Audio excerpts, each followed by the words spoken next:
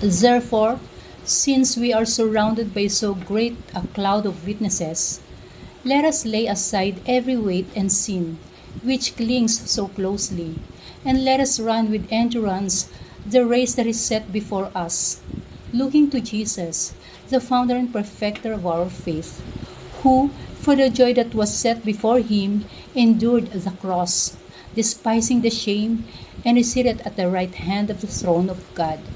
Hebrews 12:1-2. Blessed Sunday, everyone! I-share ko lang ang preaching na napakinggan ko sa Victory Church kanina lang. At ang ang topic nito ay about Jesus is greater. At ang ang pinaka-subtitle nito is, In Jesus, we have a better life. Pero may ganitong phrase na nabanggit ang pastor. Why keep believing when faith seems to cost more than it gives? Yung faith, sinasabi dito, yung faith natin, worth ba sa mga natatamasa natin? So, ang lang nito is, syempre, tao tayo, bilang tao tayo, nakakaramdam tayo ng ganun eh. For sure, marami sa ating masasabi, maitatanong din nito sa sarili. Isa na ako doon. Bakit ang buhay parang minsan unfair? Kung sino pa yung umano sa Diyos, nananalig sa Diyos, siya pa yung gumagawa ng kagustuhan ng Diyos, kung sino pa yung mababait, siya pa yung maraming obstacles, siya pa yung maraming trials at circumstances sa buhay. At kung sino pa yung mga walang takot sa Diyos at gumagawa ng masama, ay siya pang nagtatamasa ng ginhawa sa buhay. Parang unfair nga naman, lalo na sa mga panahon na to. Di mo nga, ang sabi nga, may isang nasabi yung yung nakwento yung pastor eh. Bakit daw may taong meron ng 1 bilyon, hindi pa rin makontento sa buhay?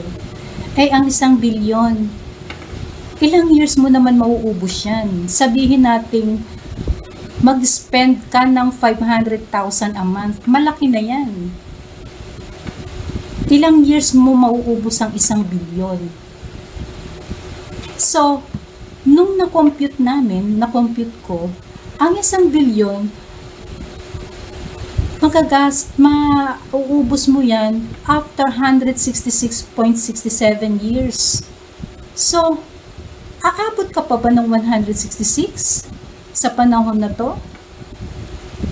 Bakit parang hindi pa nakukontento? Ang iba, nagnanakaw pa talaga.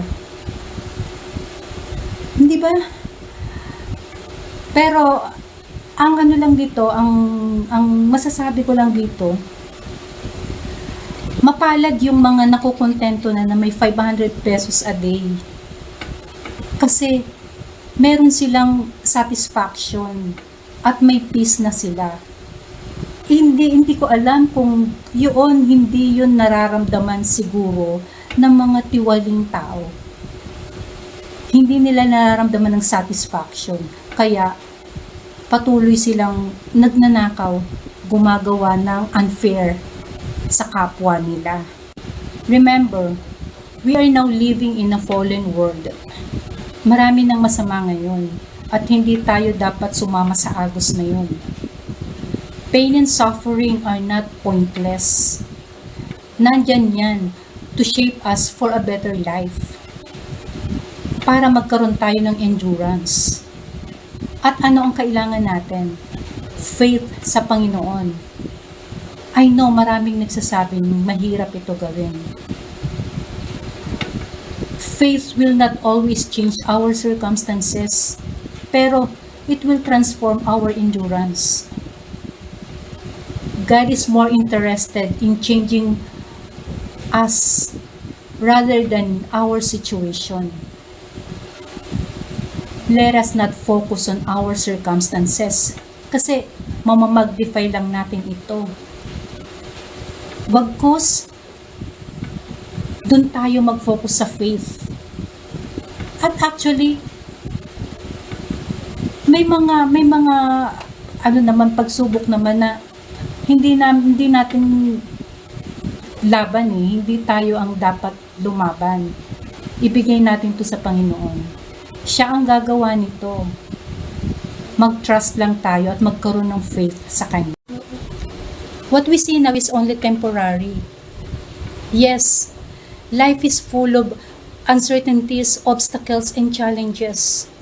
But you know, what the enemy meant for evil, God can use it for our own good. So let's focus on Jesus and God's promises. And we will realize that Jesus is better than life. For in Him, we will find strength for today, hope for tomorrow, and joy that this world can never take away. What we see now is only temporary. Yes, life is full of uncertainties, obstacles, and challenges. But you know, what the enemy meant for evil, God can use it for our own good. So let's focus on Jesus and God's promises. And we will realize that Jesus is better than life. For in Him, we will find strength for today, hope for tomorrow, and joy that this world can never take away. Let me end sharing this verse.